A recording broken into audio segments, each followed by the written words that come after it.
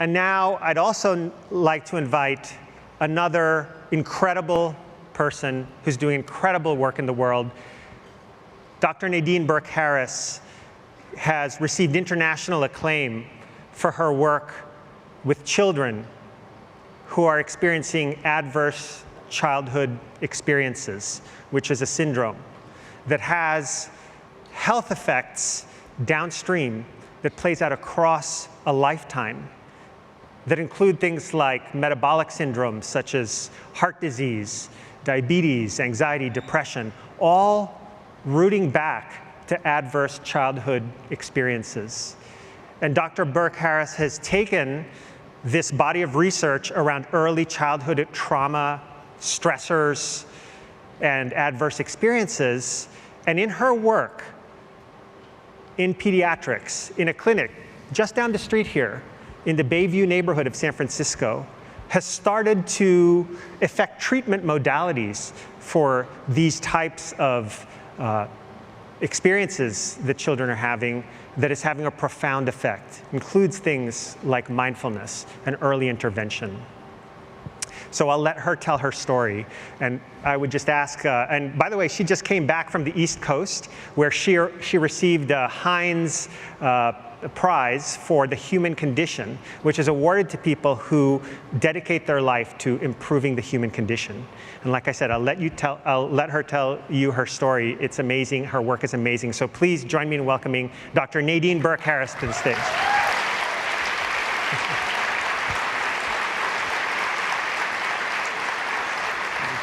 Thank you. Enjoy. Thank you so much, Rich, and thank you, Larry. I'm here today because I believe in the transformative power of compassion to change the way our world looks and feels. I believe that compassion is taking action to relieve the suffering of others. My journey began about 10 years ago when I finished my pediatrics residency at Stanford and founded a clinic in one of San Francisco's poorest, most underserved neighborhoods, Bayview Hunters Point.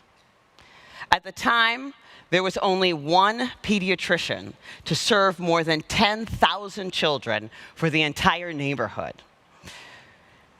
And so when I opened my clinic, it wasn't long before I discovered that many of my patients were showing signs and symptoms of a toxic exposure. And when I began to investigate, what I found was that this exposure was associated with dramatically increased risk for health problems like heart disease, chronic lung disease, diabetes, asthma, even cancer.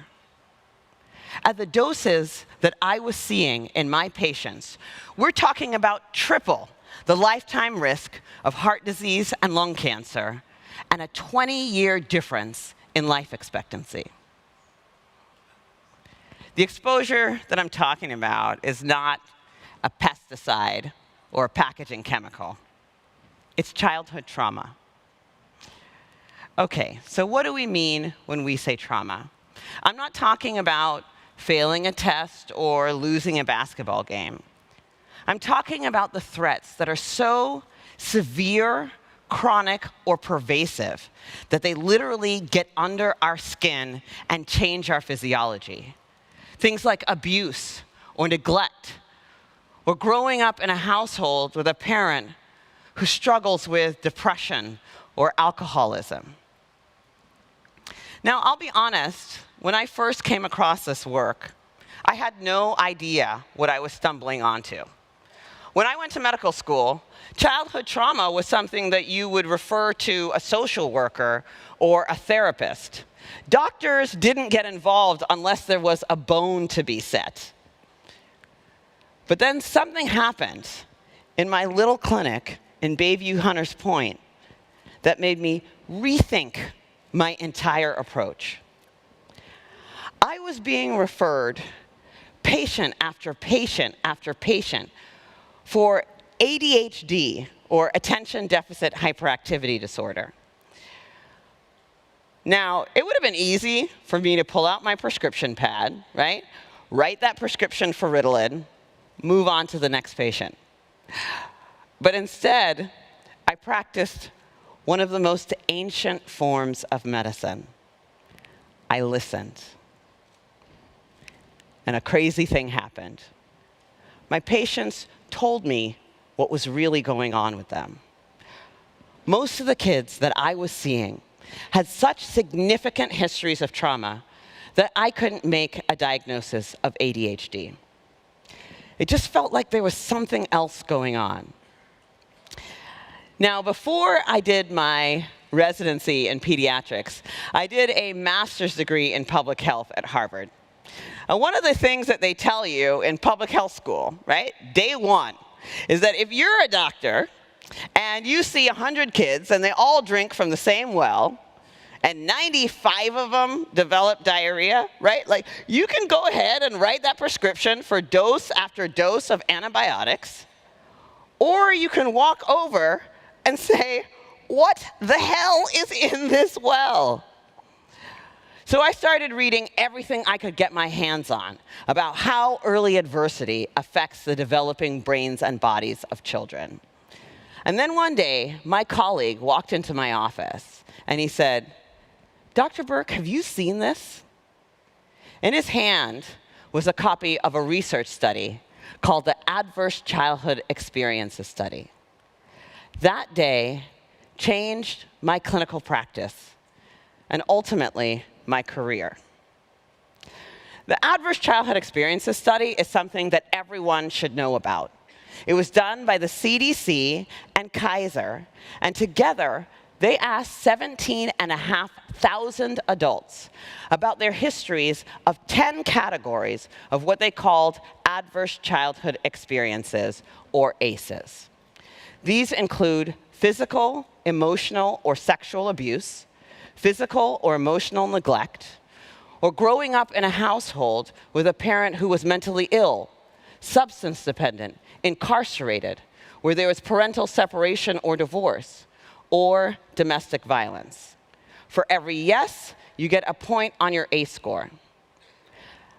And then they correlated ACE scores against health outcomes. What they found was striking. Two things. First of all, ACEs are incredibly common. 67% of the population had at least one adverse childhood experience, and 12.6%, 1 in 8, had 4 or more. But the second thing that they found was that there was a dose-response relationship between ACEs and health outcomes. The higher your ACE score, the worse your health outcomes. A person with 4 or more adverse childhood experiences had 2.5 times as likely to develop hepatitis.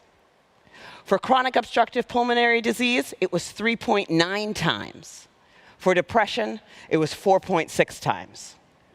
For a person with 7 or more ACEs, their risk of ischemic heart disease, the #1 killer in the United States of America, was 3.6 times. Now, some folks looked at this data and said, of course, this makes sense. You know, you grow up in a rough neighborhood, you're more likely to drink and smoke and do all the things that are going to ruin your health. This is not science.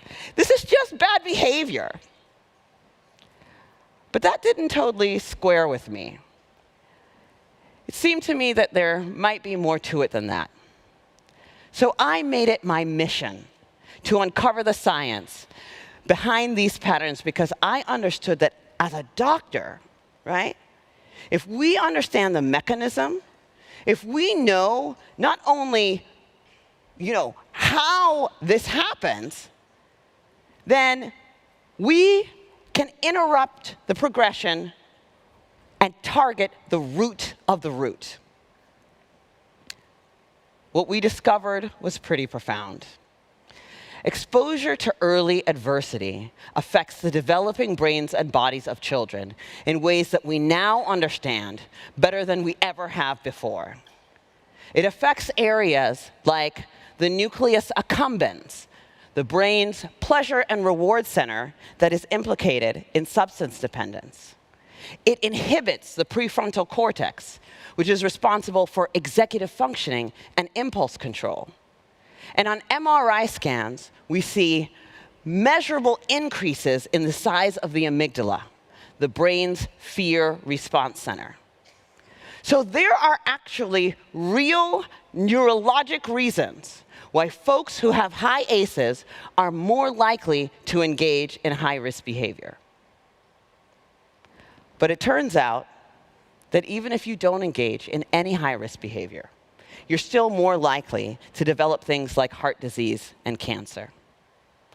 The reason for this has to do with the hypothalamic pituitary adrenal axis, the brain and body's stress response system that governs our fight or flight response. How does it work? Imagine you're walking in a forest and you see this guy, right? Immediately, your body releases a surge of stress hormones. So your heart starts to pound, your pupils dilate, your airways open up, and you are ready to either fight that bear or run from the bear. But if you were to think about it, fighting a bear may not seem like such a good idea, right? Which is why your brain temporarily shuts down your prefrontal cortex, right? Responsible for executive functioning, and turns up the noradrenergic nucleus of the locus coeruleus. Or, as I like to call it, the part of the brain that's responsible for, I don't know karate, but I do know crazy, right? This is the within the brain stress response center, and it gets you amped up, right? Picture Oakland Raiders fans after a game, right? But the other less obvious thing that happens when the fight or flight response gets activated is that it also activates your immune system, right? Because remember, you're fighting a bear, and there's a chance that he may get in a couple of licks.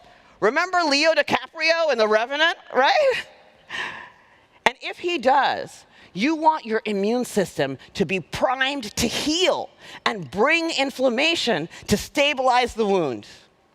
It's actually kind of cool when you think about it. Like, we have this amazingly primitive response that's designed to save our lives from a mortal threat. And that's awesome if you're in a forest and there's a bear. But the problem is what happens when the bear comes home every night. And this system gets activated over and over and over and over and over again. And it goes from being adaptive or life-saving to maladaptive or health-damaging. Children are especially sensitive to this repeated stress activation because their brains and bodies are just developing. High doses of adversity are associated with changes in the structure and function of children's developing brains, their developing immune system, hormonal systems, and even the way our DNA is read and transcribed. These long-term changes are what doctors now know as toxic stress. So for me, this science threw my old training out the window. Because when we understand the mechanism, when we know not only which pathways are disrupted, but how, then we have a tremendous opportunity to use that science for prevention and treatment. Now, the first thing that I did when I understood this science was not some profound medical intervention. Step one for me was just seeing my patients differently. and that allowed them to see themselves differently. But the next step was gathering more evidence. We looked at the medical charts of over 700 patients and calculated their ACE score based on information available in their clinical record. What we found was the same dose-response relationship between ACEs and poor health outcomes. For our kids who had an ACE score of 4 or more, they were twice as likely to be overweight or obese and 32 times as likely to have learning and behavior problems in school, as compared to my patients with 0 ACEs. For our Black and brown kids in Bayview Hunters Point, if they had 0 ACEs, only 3% of them had learning and behavior problems. But for those with an ACE score of 4 or more, 51.2%, more than half, had learning and behavior problems. I remember when the statistician called me to tell me those final numbers. I felt a profound aching in my heart for these children who had been struggling and misdiagnosed with things like ADHD, when my data was telling me that these problems directly correlate with toxic doses of adversity. Since then, other research has shown that kids with high ACEs are double the risk for asthma. They have increased frequency of colds, ear infections, and other infectious diseases, and changes to their hormonal levels that can affect things like growth and puberty. Behavior was just the canary in the coal mine. Today, I tell my patients, because of what you've experienced, your body may make more stress hormones than the average person. That can look and feel like having trouble controlling your impulses, or being quick to anger, or getting sick easily when you feel overwhelmed. I cannot tell you the relief that my patients express, especially my teenagers. It's like, you mean I'm not crazy? Once we knew that our patients were being deeply affected by their exposure to early adversity, the next question was, what to do about it? Unbelievably, there were no clinical protocols, no medical guidelines to tell me what I should do as a doctor to interrupt the progression from early adversity to disease and early death. But let me tell you something. I was not about to go to work every day and look my patients in the face and say, sorry, I'd love to help you, but there are no clinical guidelines. If those protocols didn't exist, then we would have to create them. Because guess what? This isn't just an issue for kids in Bayview Hunters Point. The original ACE study was done in a population that was 70% Caucasian, 70% college educated. And since then, 33 states have collected statewide ACE data. And every single one of them show between 50 and 70% of the population with at least one adverse childhood experience, and between 10 and 17% of the population with 4 or more adverse childhood experiences. This is in every community. What looked like a symptom cluster in Bayview Hunters Point turned out to be the tip of the iceberg of what we now know to be a public health crisis. So in 2011, I created the Center for Youth Wellness to prevent, screen, and heal the impacts of adverse childhood experiences and toxic stress. Our goal was to create an innovation lab and use the clinical science to change medical practice. We landed on a model that was a synergy between 3 pillars: clinical, research, and policy. Our clinical arm is devoted to caring for patients and developing new approaches for treating toxic stress in a real-world community setting. Our research team searches high and low for the best practices that we can use to inform our clinical work, and then rigorously evaluates those protocols. Policy is the final piece, where our hope is to both raise awareness and share solutions with a goal of broad-scale adoption by every pediatrician in America and beyond. Ambitious? Maybe. But I honestly cannot imagine trying to do anything less. Now, all of the science tells us that intervening earlier is better. And I mean way, way better. So our first big project was development of a clinical protocol, a screening tool that is fast and easy enough to be routinely incorporated into the average well-child exam. Let me tell you, that is way harder than it sounds. But in 2015, we finished our clinical protocol and made it available on our website for free. Our goal was to get 1,000 pediatricians over the course of 3 years to download our clinical tool. In the last 13 months, more than 1,100 clinicians in 15 countries have registered and downloaded our protocol. But once we identify ACEs, the next step is, what can we do about it?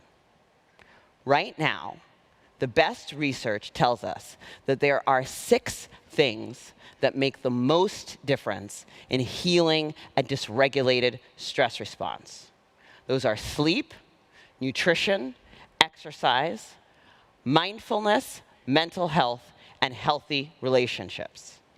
Each one of these things reduces stress hormones, reduces inflammation, and enhances neuroplasticity. But we have a lot of work to do before we fully understand how to deploy these tools in the right combinations to produce the greatest effect. Thanks to a $5 million investment from the Terra Health Foundation, the Center for Youth Wellness is partnering with doctors at UCSF Benioff Children's Hospital Oakland and UCSF. Our goal is to do a 3-year randomized control trial to understand the association between ACEs and biological markers that predict the risk of disease. We're also looking at treatment efficacy. But we're not just advancing the science.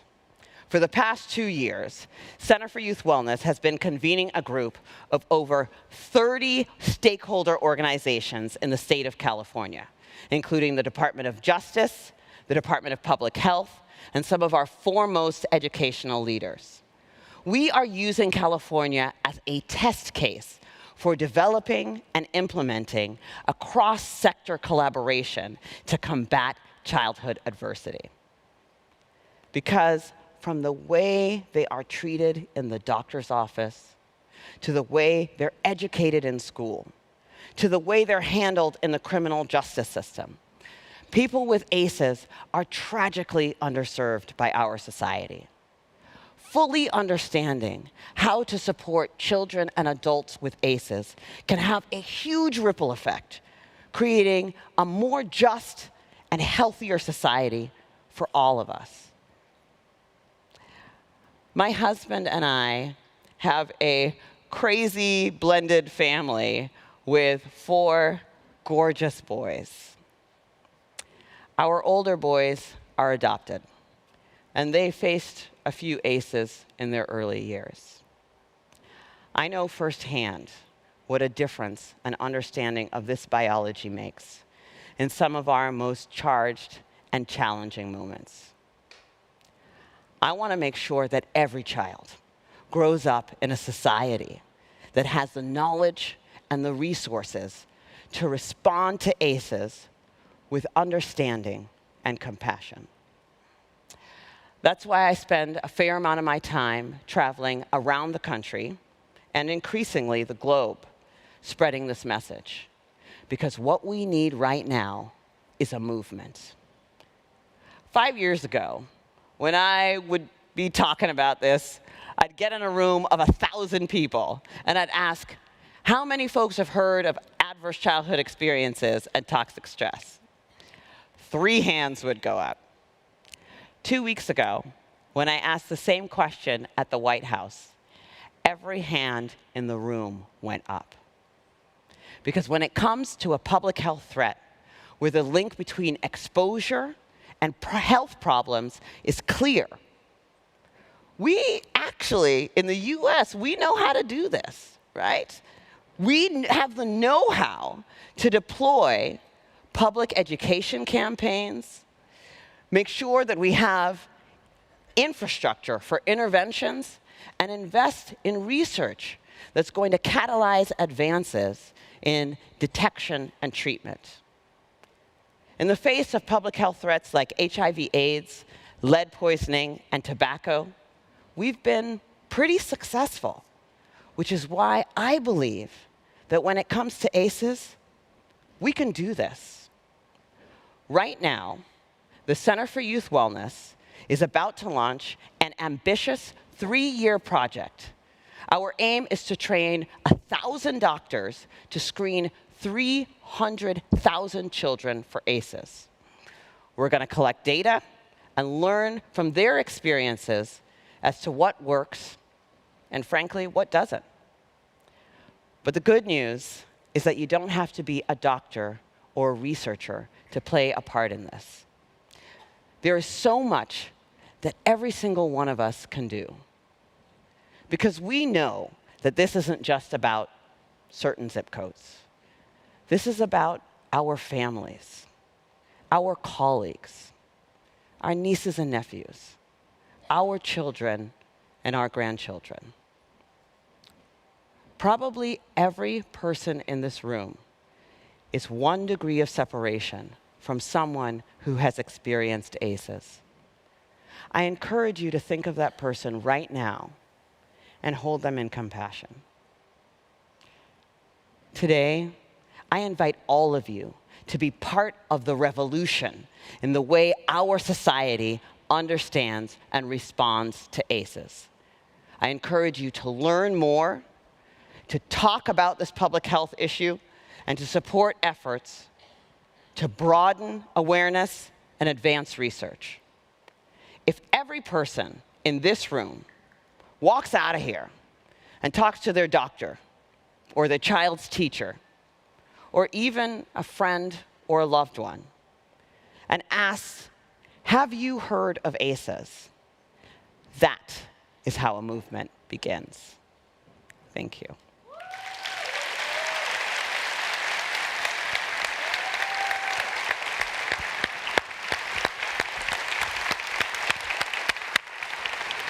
Thank you. That was beautiful.